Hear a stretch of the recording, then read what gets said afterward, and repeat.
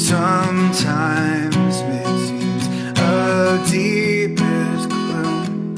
Sometimes weary as flowers bloom by water still, or troubled sea still. 'Tis God's hand that leadeth me. He leadeth me, He leadeth me by His own hand. He leadeth me, His faithful follower I would be, for by His hand He leadeth me.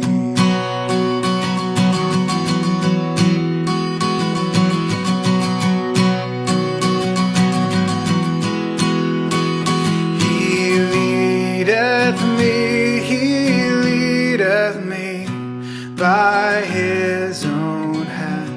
He leadeth me, His faithful follower I would be, for by His hand He leadeth me. Good morning po! Isang panibagong umaga na naman upang makapag-reflect po tayo sa salita ng Diyos. Ayan, ang kwento ni Apostle Paul sa daan patungong Damascus ay marahil narinig niyo na. Sa umagang ito, atin pong pagbulay-bulayan ang mga talata mula sa Acts chapter 9 verses 3 through 20 at ito po ang sinasabi.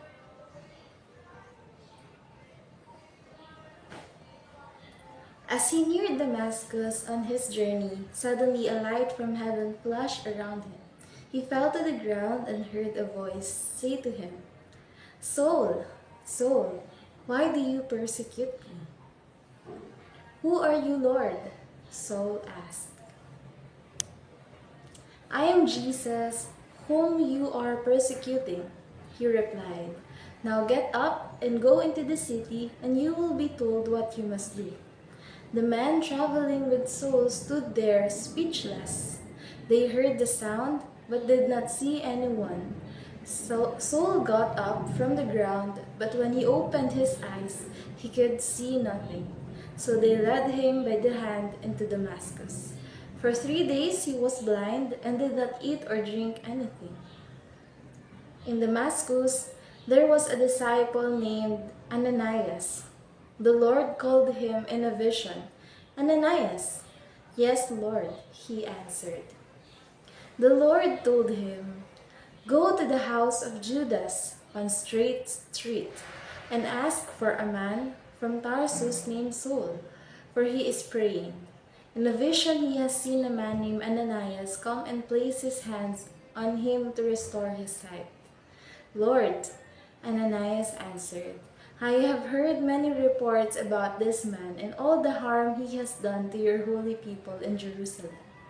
And he has come here with authority from the chief priests to arrest all who call on your name."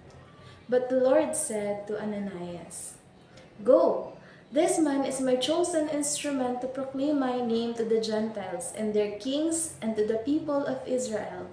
I will show him how much he must suffer for my name."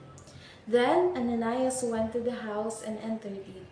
Placing his hand on Saul, he said, "Brother Saul, the Lord Jesus, who appeared to you on the road as you were coming here, has sent me so that you may see again and be filled with the Holy Spirit." Immediately, something like scales fell from Saul's eyes, and he could see again. He got up and was baptized. And after taking some food, he regained his strength. Saul spent several days with the disciples in Damascus. At once, he began to preach in the synagogues that Jesus is the Son of God. Let us all pray. Lord Jesus, thank you for this wonderful morning. May you open our hearts and our minds as we meditate to your words, Lord. And may we learn from it, Lord. This is our prayer in the mighty name of Jesus. Amen. Damascus is the capital of Syria, one of the largest places in that country. Si Apostle Paul po, that time, persecutor siya ng mga Christians. That's why his main intention sa pagpunta niya doon ay upang hanapin ang mga naniniwala kay Kristo at sila ay arestuhin. Sa mga naunang pagpapakilala kay Saul, masasabi natin na terror siya kung siya ay teacher. Sa madaling salita, malupit. Si Paul po ay isang Jew at dahil doon nakalakihan niya na ang mga paniniwala na meron ang mga Hudyo. Growing up, he knew that those things was right and Christianity is not part of it. Kaya sobrang against siya dito. Therefore, on his way to Damascus, may na-experience si Paul na hindi niya inaasahan. At marahil kahit noong mga kasama niya that time, they were traveling until Paul saw a great light, where Jesus met him and spoke to him. That's the time where Jesus instructed him to do something. Inutusan siya, magpatuloy at pumunta doon sa city. His fellow men didn't know what happened, and as Paul opened his eyes, he couldn't see nothing. It was also stated na 3 araw na wala siyang nakita. Hindi siya uminom at kumain ng mga panahon din iyon. During those times, maybe Paul had reflected for all he had done. He persecuted Christians and did a lot of bad and harmful things against them. And now, their Lord, Jesus Christ, revealed himself to him. Imagine yourself being in a dark place, not seeing anything. We might feel afraid knowing na hindi natin alam kung ano yung nangyayari sa labas. He might also feel weak, lalo na at hindi siya kumain at uminom. This time, he might feel hopeless. It might be Paul's down moment. But Jesus did not allow Paul to feel hopeless habang buhay. He called Ananias. Si Ananias po ay Christian or disciple ng Jesus Christ sa Damascus. And he was being instructed by Jesus na puntahan si Paul doon sa bahay ni Judas sa may straight street. Though itong si Ananias, kilala niya itong si Paul ay persecutor nga ng Christian. So, hindi niya nais sumunod. May part pa din kay Ananias na takot siya. Ngunit si Jesus na yun kaya na-convince niya itong si Ananias. And on that time, as Ananias washed or touched Paul's eyes, he was able to see again. Noon din, nabautismuhan ito si Paul. Kagaya ni Paul, tayo ay naglalakbay at tayo ay may iba't ibang layunin. Iba-iba yung nais natin puntahan, but Jesus will meet you along the way, either to support you or to prevent you from doing what you wanted to do. Not because He wanted to just meddle, but because hindi nakalugod-lugod sa Kanya yung ginagawa mo. The light that Paul encountered was the light that screams the power of Jesus. Sa sobrang liwanag niya, tumba pa itong si Paul. It is indeed overwhelming, but then memorable. It was like opening a light bulb in the midst of a dark room. You'll be able to see, but at first, ma-overwhelm muna yung mga mata mo because of that light. Paul being blind is a symbol of life challenges. Knowing Paul sees the Christian and persecute them, pero ngayon, noong after niyang makita si Jesus, he wasn't able to see in an instant. He might be shocked. Sino po bang hindi sa ganong kalagayan? And also stressed. Gaya ng kung paanong na-stress po tayo pag may dumadating na pagsubok sa buhay. Personal, financial, emotional, spiritual, and so on.